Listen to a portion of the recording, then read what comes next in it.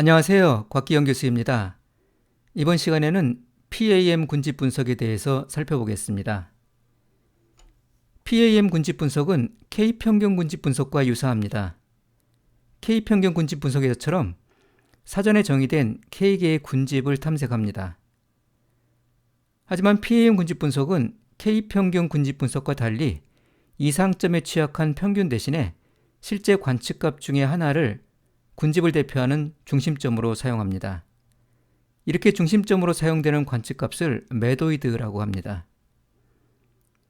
또한 K평균 군집 분석은 연속형 변수만을 대상으로 거리를 측정할 수 있는 반면에 PAM 군집 분석은 여러 유형이 혼재된 변수 유형에 대해서도 분석을 수행할 수 있는 특징을 갖습니다. PAM 군집 분석은 이와 같은 절차에 따라 수행할 수 있습니다. 먼저 무작위로 K개의 케이스를 선택함으로써 시작합니다. 이렇게 선택된 K개의 케이스가 최초의 매도이드가 됩니다. 그런 다음 모든 케이스와 각 매도이드 간의 거리를 계산하여 케이스들을 가장 가까운 매도이드 군집에 할당합니다. 이때 군집 중심점 역할을 하는 매도이드와 각 케이스 간의 거리 합을 그 군집의 총 비용이라고 합니다. PAM 군집 분석은 이러한 총 비용을 최소로 하는 매도이드를 찾는 것을 목표로 합니다. 이를 위해 현재 매도이드가 아닌 케이스들 중에서 새로운 매도이드 후보를 선택한 후 군집 할당과 총 비용 계산 작업을 수행합니다. 계산된 총 비용이 기존의 총 비용보다 작으면 매도이드 후보로 선택된 케이스가 새로운 매도이드가 됩니다. 총 비용이 더 이상 개선되지 않을 때까지 이러한 일련의 과정을 반복 수행하여 최종 매도이드를 군집 중심점으로 하는 군집 분할을 도출합니다. R을 이용해서 PAM 군집 분석을 수행하는 절차를 보다 구체적으로 살펴보겠습니다. 여기에서는 RETL 패키지에 포함되어 있는 와인 데이터셋을 이용하겠습니다. 와인 데이터셋에는 모두 178개의 관측값과 14개의 변수가 포함되어 있습니다. 14개의 변수 가운데 첫 번째 변수인 타입 변수는 와인의 유형을 나타냅니다. 세 종류의 와인 유형이 저장되어 있습니다. 나머지 13개의 변수는 와인 성분 데이터입니다. 와인 데이터셋에는 3가지 유형의 178개 이탈리아 와인에 대한 13개 성분 데이터가 포함되어 있습니다.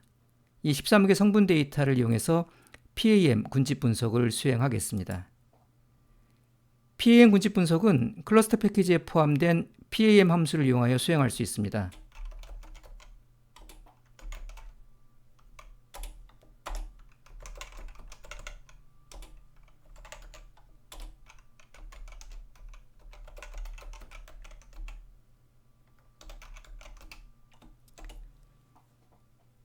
PAM 함수의 첫 번째 인수에는 데이터 프레임이나 행렬 형식의 데이터를 지정합니다. 혹은 거리가 계산된 거리 행렬을 지정할 수도 있습니다. 와인 데이터셋의 첫 번째 열은 와인의 유형을 나타내기 때문에 여기에서는 이 열을 제외한 13개 성분 변수만을 지정해 보겠습니다.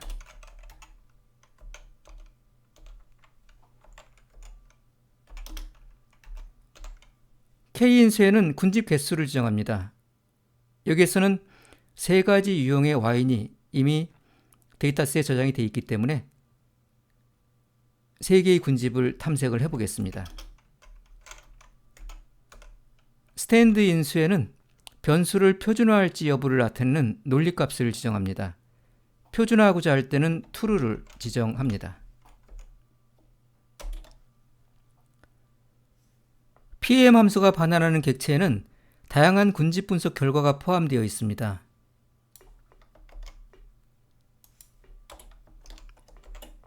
예를 들어 클러스 인포 원소에는 군집에 대한 요약 정보가 행렬 형식으로 저장되어 있습니다. 각 행은 개별 군집에 대한 정보를 제공합니다. 사이즈는 군집에 포함된 케이스의 개수를 나타냅니다. 첫 번째 군집에는 75개의 케이스가 포함되어 있고 두 번째 군집에는 54개의 케이스가, 세 번째 군집에는 49개의 케이스가 포함되어 있습니다. 맥스 DISS는 군집 내 케이스와 매도이드 간의 최대 거리를 나타냅니다. ABDISS는 군집 내 케이스와 매도이드 간의 평균 거리를 나타냅니다. 다이어미터는 군집 내 케이스 간의 최대 거리를 의미하고 세퍼레이션은 군집 내 케이스와 인접한 다른 군집 내 케이스 간의 최소 거리를 나타냅니다.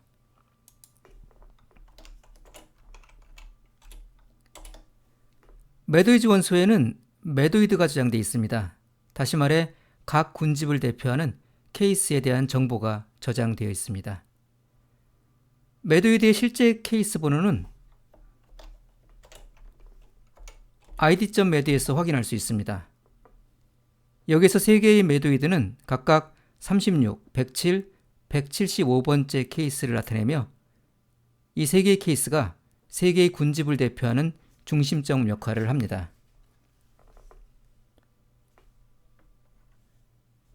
그리고 클러스터링 원소에는 각 케이스별 소속 군집이 저장되어 있습니다. 이 정보를 이용하면 애그리게이트 함수를 이용해서 각 군집의 평균을 계산할 수 있습니다.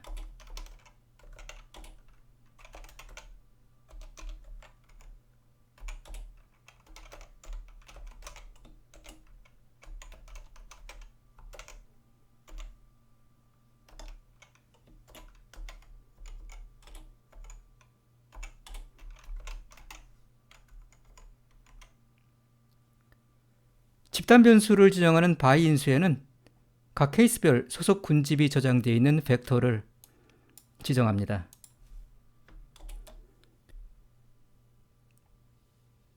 변수별로 평균을 비교함으로써 각 군집의 특성을 유추해 볼 수 있습니다. 군집 분석 결과를 그래프로 나타내 보겠습니다. 클로스 플롯 함수를 이용해서 군집 분석 결과를 2차원의 그래프상에 표현해 보겠습니다.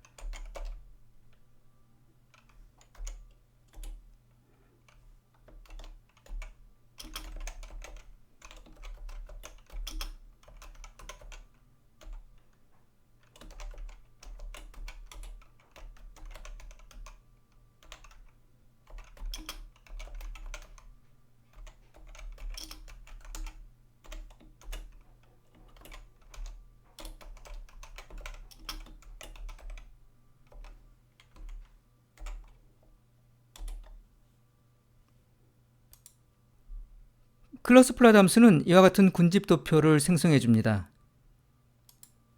칼라 인수와 쉐이드 인수의 툴을 지정하면 군집을 나타내주는 타원형과 타원형 내부의 빗금을 표현할 수 있습니다. 레이블즈 인수에는 그래프상에 표현될 관측값과 군집의 레이블을 지정할 수 있습니다. 지금처럼 4를 지정하면 군집 번호만이 그래프상에 나타납니다. 라인즈 인수에는 군집 간의 관계를 보여주는 직선을 표현할 수 있습니다. 라인즈 인수의 0을 지정하면 군집 간의 거리를 표현해주는 직선을 그림에서 생략할 수 있습니다.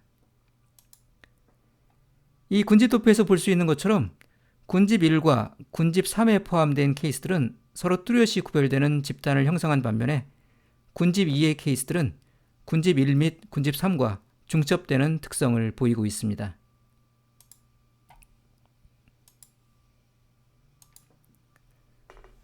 군집 분석은 개별 케이스가 속할 집단이 사전에 결정되어 있지 않은 상태에서 케이스 간의 유사도를 토대로 그들이 속할 집단을 찾아내는 것을 목표로 합니다.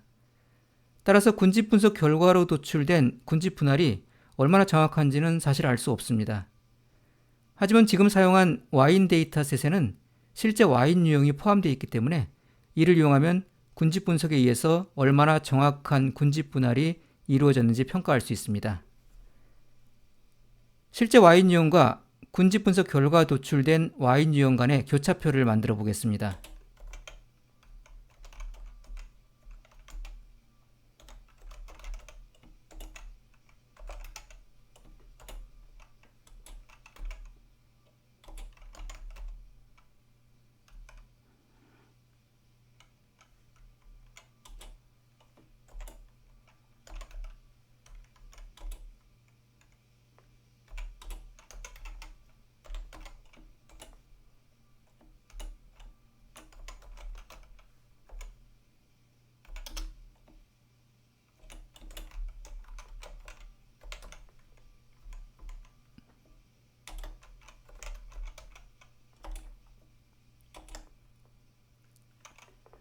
예측 정확도도 계산해 보겠습니다.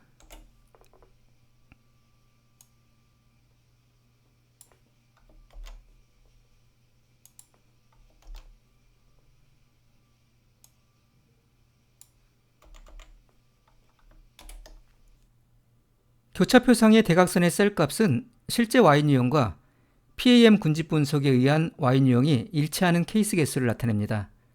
전체 178개의 케이스 가운데 59개, 53개, 47개, 총 159개가 실제 Y 유형과 일치했습니다.